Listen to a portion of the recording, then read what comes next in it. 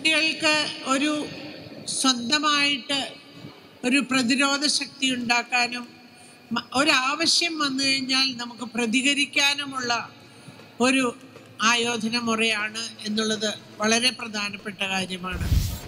അത്രയും വിപുലമായ രീതിയിൽ തന്നെ ഒരു ഇന്റർ ക്ലബ്ബ് ചാമ്പ്യൻഷിപ്പ് നടത്തുകയും അതേപോലെ തന്നെ നമ്മുടെ കേരളത്തിലുള്ള അങ്ങോളം ഇങ്ങോട്ടുമുള്ള 14 ജില്ലകളിൽ നിന്നുള്ള 200-ൽ പരം ക്ലബ്ബുകളിൽ നിന്ന് കുട്ടികൾ ഇവിടെ പങ്കെടുക്കുന്നു എന്നുള്ളതാണ്. പക്ഷേ കഴിഞ്ഞ ഇത്ര വർഷം 2020 ശേഷം 4ാമത്തെ വർഷത്തിൽ നിൽക്കുമ്പോഴും എറണാകുളം ജില്ലയിൽ വെച്ച് നടത്തപ്പെട്ട inter club taekwondo championship taekwondo കുടുംബത്തിലുള്ള ഓരോ അംഗങ്ങളും ഓർക്കുന്നു എന്നതിൽ വളരെയധികം അഭിമാനമുണ്ട്. അത് എല്ലാ മത്സരാർത്ഥികൾക്കും വിജയം കിട്ടൂല എന്നുള്ളത് ഉറപ്പാണ്. പക്ഷേ മത്സരത്തിന് പാർട്ടിസിപ്പേറ്റ് ചെയ്യുക, അങ്ങനെ ഒരുപാട് പാർട്ടിസിപ്പേഷൻ ഉണ്ടാവുമ്പോഴേ അതിൽ നിന്ന് ഒരു വിജയം ഉണ്ടാവുള്ളൂ എന്നുള്ളത് മനസ്സിലാക്കണം. സാഹചര്യത്തിൽ നമ്മുടെ കുട്ടികൾ മത്സരിക്കുകയും അതോടൊപ്പം തന്നെ അവർക്ക് കിട്ടുന്ന മെഡലുകളിലൂടെ അവര് ആ കുട്ടികളുടെ മാനസികമായ സന്തോഷവും നമുക്ക് കാണാൻ സാധിക്കുന്നു എന്നുള്ളതാണ് ഏറ്റവും സന്തോഷകരമായിട്ട്. നമ്മളുടെ കുട്ടികളുടെയൊക്കെ എനർജി നഷ്ടപ്പെടുന്നത് മറ്റു വിഷയങ്ങളിലേക്കൊന്നും പോകാതിരിക്കാനും, പ്രത്യേകിച്ച് കൊച്ചിയിലൊക്കെ നമ്മളുടെ യങ്സ്റ്റേഴ്സ് വളരെ മോശമായിട്ടുള്ള രീതിയിൽ മയക്കുമരുന്നിനും ലഹരി പദാർത്ഥ ഉപയോഗങ്ങൾക്കും ഒക്കെ ആയിട്ട് സമയം കണ്ടെത്തുകയാണ്. അല്ലെങ്കിൽ വൃഥാസമയം കളയുന്നത് അധികം നേരം മൊബൈൽ നോക്കിക്കൊണ്ടാണ് എന്നുള്ളതൊക്കെ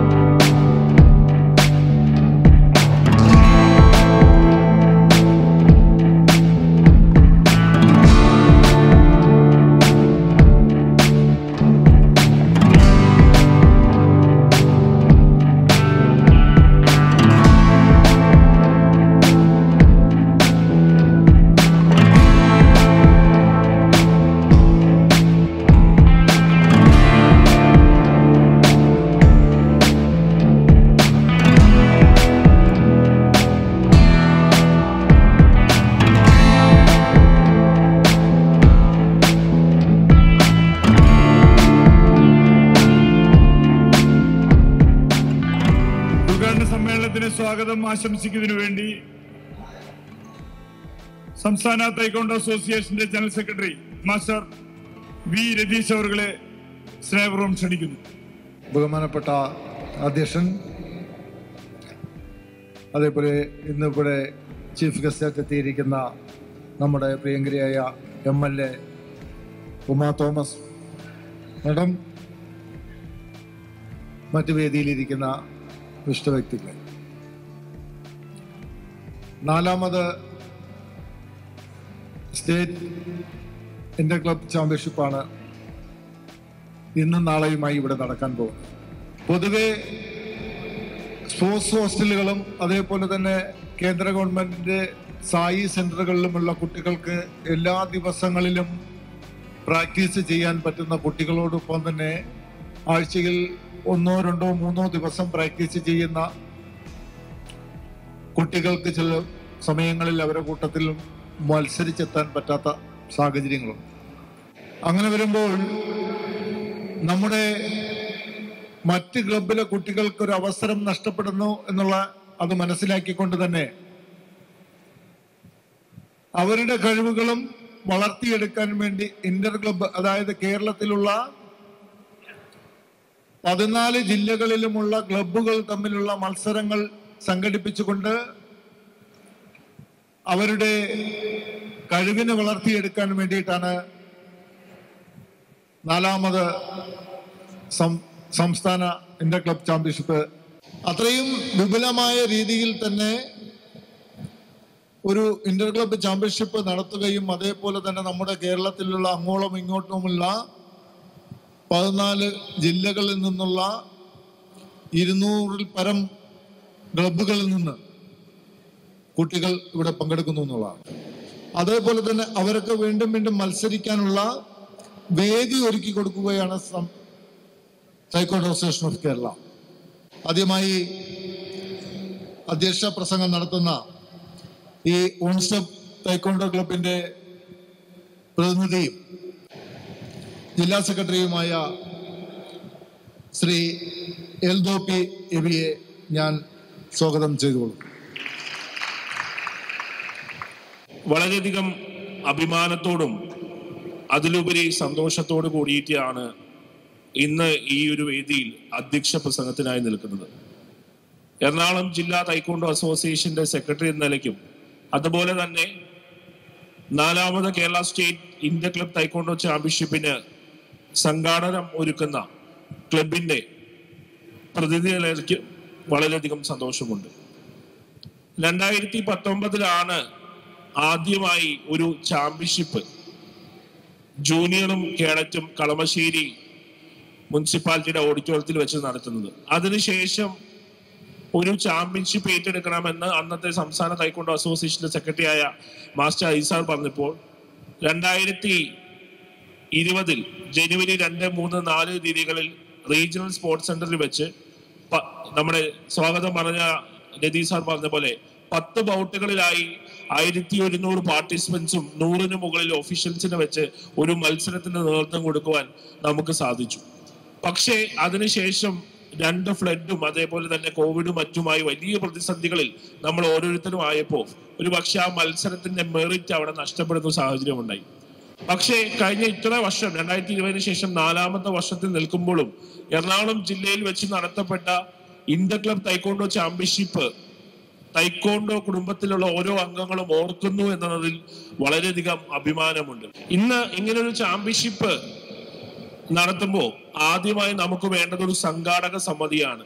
അപ്പൊ ഇങ്ങനൊരു സംഘാടക സമിതിയുടെ ചെയർപേഴ്സണായി നിൽക്കുവാൻ ഏറ്റവും ബഹുമാനിയായിരുന്നത് നമ്മുടെ ഉദ്ഘാടക ശ്രീമതി ഉമാ തോമസ് MLA അടുത്ത് ചെന്നപ്പോ, നീ നടത്തുന്ന ഒരു പരിപാടിയല്ലേ, നമ്മളിവിടെ നടത്തുമല്ലേ, ധൈര്യമായിട്ട് എൻ്റെ പേര് വെച്ചോളാൻ പറഞ്ഞപ്പോൾ ആ കിട്ടിയ ഊർജം ചെറുതല്ല. കാരണം 2019 എറണാകുളത്ത് വെച്ച് ഒരു ചാമ്പ്യൻഷിപ്പിന് നേതൃത്വം കൊടുത്തപ്പോ അന്ന് താങ്ങായും തണലായും അല്ലെങ്കിൽ കൃത്യമായ മാർഗനിർദ്ദേശങ്ങൾ തന്ന മത്സരങ്ങൾക്ക് നേതൃത്വം കൊടുക്കുവാൻ സപ്പോർട്ട് ചെയ്ത് അന്നത്തെ സംഘാടക സമിതിയിലെ ചെയർമാനായിരുന്നത് മൺമറഞ്ഞു പോയ മുൻ Thrikkakara MLA advocate PT Thomas MLA തന്നെയായിരുന്നു. അപ്പൊ അദ്ദേഹത്തിന്റെ പ്രിയ പത്നി തൃക്കാക്കരയുടെ MLA ആയി മാറിയപ്പോൾ അതുപോലെ തന്നെ ഒരു ചാമ്പ്യൻഷിപ്പ് തൃക്കാക്കര മണ്ഡലത്തിനോട് സമീപത്ത് നടത്തുമ്പോൾ അദ്ദേഹത്തെ ഈ ഒരു ചാമ്പ്യൻഷിപ്പിന്റെ ചെയർപേഴ്സണായി കിട്ടിയതിൽ വളരെയധികം സന്തോഷമുണ്ട്. ഈ മത്സരത്തിലായി ഭാഗമായി നിൽക്കുന്ന അല്ലെങ്കിൽ ഈ മത്സരം വിജയിച്ച് കാണണമെന്ന് ആഗ്രഹിക്കുന്ന ഇതിലെ ചെറിയ രീതിയിലുള്ള കോൺട്രിബ്യൂഷൻ ഉൾപ്പെടെ തരുന്ന എല്ലാവരെയും പ്രത്യേകമായി ഓർക്കുന്നു. അതോടൊപ്പം തന്നെ ഈ ഒരു ചാമ്പ്യൻഷിപ്പിന്റെ ഏറ്റവും മെയിൻ ആയിട്ടുള്ള ഒരു സ്പോൺസറും നമ്മുടെ ഇന്ന് JC ഇന്ത്യയുടെ എമർജിംഗ് ഓണ്ടർപ്രണർ അവാർഡ് കരസ്ഥമാക്കുന്ന റെഡ് പോസ്റ്റ് നെസ്റ്റ് ടീമിനോടുമുള്ള സ്നേഹവും ആദരവും അർപ്പിച്ചുകൊണ്ട് ഞാൻ എൻ്റെ വാക്കുകളെ നിർത്തുകയാണ്. നന്ദി, നമസ്കാരം.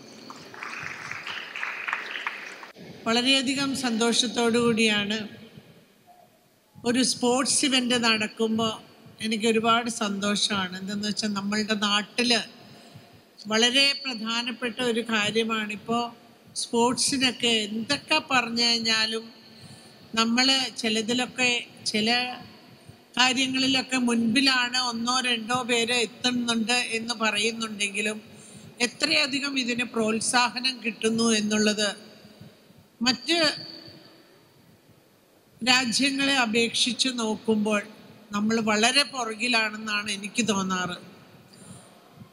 അതുപോലെ മത്സരത്തിന് പോകുന്നവരാണെങ്കിലും കൃത്യമായിട്ട് എത്തേണ്ടവരല്ല എത്തുന്നതെന്ന് കംപ്ലയിൻസും കുറേയുണ്ട്.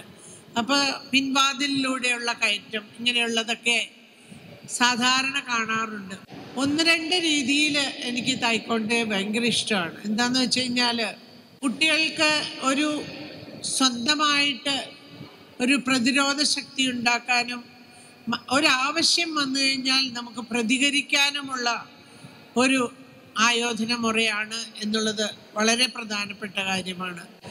ഇന്ന് നമ്മളുടെ നാട്ടിൽ പല പ്രശ്നങ്ങൾ ഉണ്ടാവുമ്പോൾ നമ്മൾക്ക് പ്രതികരിക്കാൻ സാധിക്കാത്ത ഒരവസ്ഥ വരുമ്പോൾ ഈ ആയോധന മുറ നിങ്ങൾക്കറിയാമെങ്കിൽ അത്യാവശ്യം അങ്ങോട്ട് കൊടുക്കാൻ കഴിഞ്ഞില്ലെങ്കിൽ ഇങ്ങോട്ട് വാങ്ങാതിരിക്കാനെങ്കിലും ഒരു ശ്രമം നടത്താൻ സാധിക്കും എന്നുള്ളത് എനിക്ക് സന്തോഷമുള്ള കാര്യമാണ്.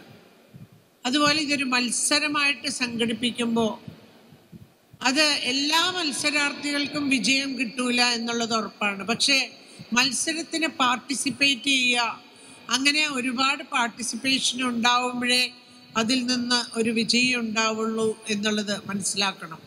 ഒരുപാട് പേര് പങ്കെടുത്തു കഴിയുമ്പോൾ മത്സരത്തിൽ സമ്മാനം കിട്ടിയില്ല എന്നുള്ളത് കൊണ്ട് പിന്നിൽ പോകരുത്.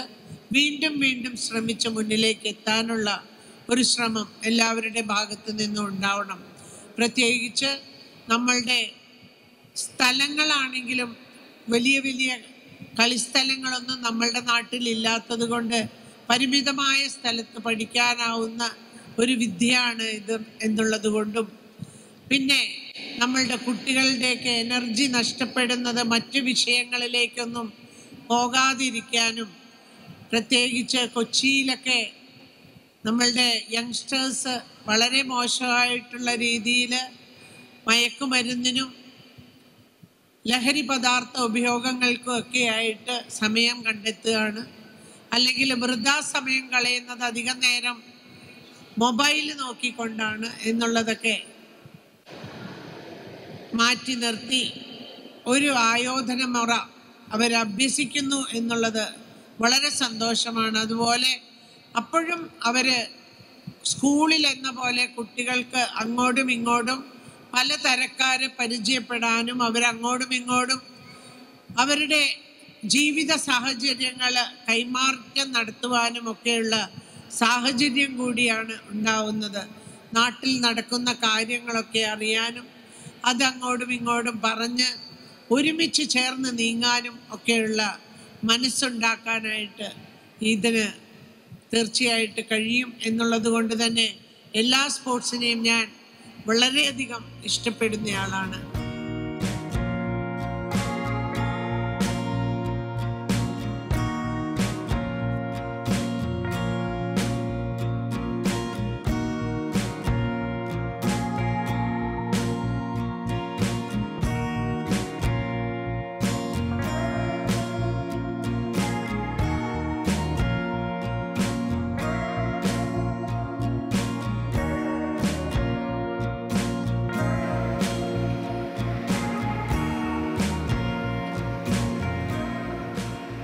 അടുത്തതായി ഇന്ന് നമുക്ക് വേണ്ടി ഈ സ്ഥലം വിട്ടു തന്ന സംസ്കാര സ്കൂളിന് ഉപഹാരം അർപ്പിക്കുന്നു.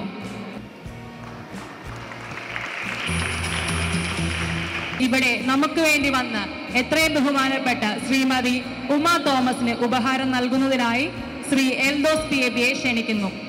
അതോടൊപ്പം ഉപഹാരം ഏറ്റുവാങ്ങുന്നതിനായി ശ്രീമതി ഉമ തോമസിനെയും ക്ഷണിക്കുന്നു.